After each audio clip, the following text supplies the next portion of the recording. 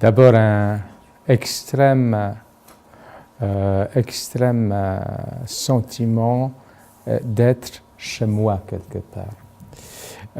C'est un sentiment qui passe aussi par le sentiment que la construction européenne, c'est quelque chose qui ressemble à un processus très interne, très intériorisé. C'est quelque chose qui n'a pas une dimension extérieure imposante. C'est une façon nouvelle de concevoir la politique en absolu. En absolu.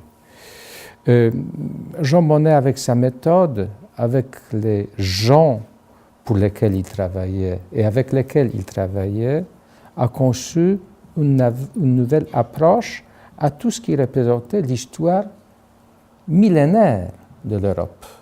Millénaire quand je pense à nos États, l'histoire d'Europe étant encore plus longue. Mais la façon de savoir montrer à la fois ce qui nous lie, et là c'est quelque part aussi un retour à des valeurs de base de l'Europe qui passaient par l'Europe chrétienne, celle des cathédrales et des universités, par l'Europe des Lumières, avec leur République des lettres et leur esprit de droits de l'homme, et cette Europe libérale et romantique qui ne connaissait pas de frontières. Tout ceci me semble être le message européen que Jean Monnet a su quelque part transcrire dans une réalité tout à fait politique et avant tout économique. Il a su supprimer dans toutes ces références unitaires européennes tout ce qui nous séparait, tout ce qui était davantage marqué par la guerre, par la incompréhension de voisins, par des compétitions qui menaient à des tragédies.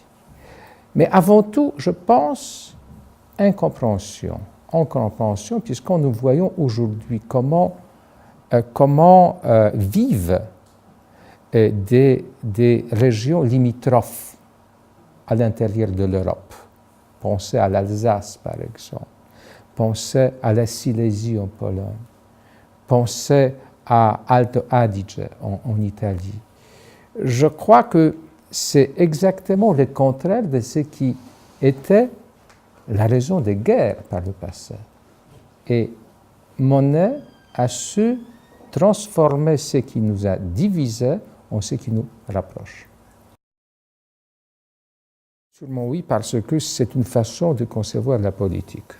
Et moi je pense que c'est une façon qui ne fait pas la politique, on dit aujourd'hui à la star.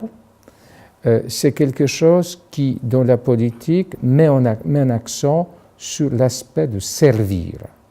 Donc une modestie dans l'approche. Si les objectifs, si les finalités sont extrêmement importantes, sont d'une dimension historique, l'approche est tout à fait, je dirais, rendue minimale, dans le sens il n'y a pas des grands éclats, il n'y a pas des mises en scène que l'on peut faire aujourd'hui dans la politique. C'est quelque chose qui est avant tout pragmatique, et puis extrêmement, je crois, modeste, sans mettre en valeur la personne, mais faire de la personne l'exécutant d'une idée. Et c'est là, me semble-t-il, l'apport très important de la personnalité. Et j'aimerais bien que ce message, ce type de faire la politique reste au moins la référence. Malheureusement, il n'est pas aujourd'hui majoritaire et je suis assez peu critique par rapport à la politique. Tout simplement, je crois qu'il faut que nous pensions que cette façon de mettre la politique au centre de l'action d'un homme qui ne souhaite pas être lui-même dans les lumières des réfractaires, c'est quelque chose que nous devrions étudier et proposer à des générations nouvelles. Comme je disais, la finalité était de portée historique. La finalité du processus est de portée historique, ce qui veut dire c'est quelque chose qui n'est jamais atteint. C'est quelque chose, d'ailleurs, dans le traité de Rome, on dit toujours de l'union de plus en plus étroite. Ce qui veut dire c'est un processus qui continue. Ce n'est pas quelque chose que nous pouvons appeler, voilà, nous avons réalisé. Je crois que ce qui est extrêmement unique et novateur dans l'intégration européenne, c'est que nous connaissons à peu près, nous avons la vision, mais nous ne savons pas encore quelle est la finalité dans le sens, par exemple, institutionnel. Ce qui veut dire que c'est un processus qui est tellement inclusif, qui permet à des générations nouvelles, des pères fondateurs, puisque moi, il m'arrive de parler des générations de pères fondateurs.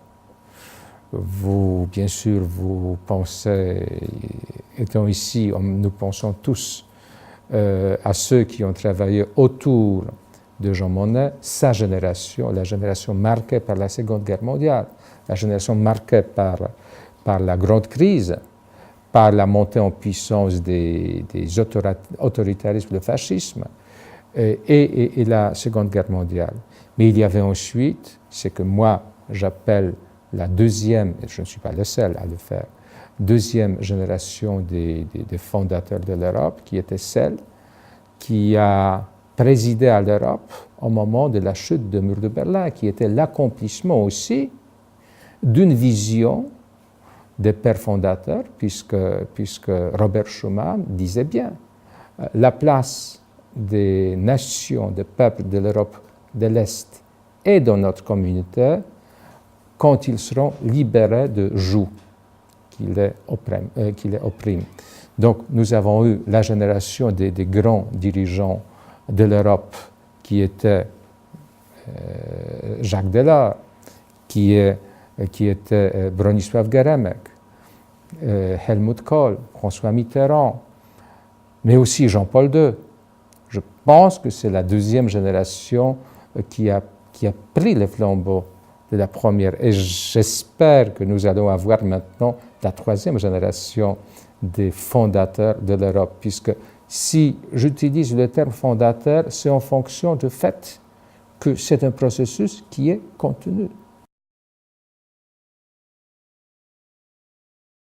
Soyons visionnaires, soyons optimistes, soyons persévérants.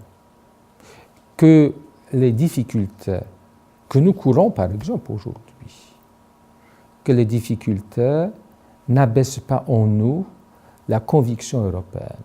Je crois que par rapport à ce que le monde a connu à la fin des années 40, quand Jean Monnet a commencé de travailler sur la mise en commun de capacités d'extraction de charbon et de production de l'acier. Je pense que par rapport à cette époque-là, on n'est pas dans la situation qui est vraiment pire. Je pense que dans les années 1948-49, quand il y avait tout de même une situation extrêmement difficile de l'Europe qui appelait au plan Marshall, où on risquait la Troisième Guerre mondiale, où il y avait le stalinisme qui commençait à vraiment opprimer le peuple de l'Europe centrale. Je pense que par rapport à ça, aujourd'hui, la situation est très difficile.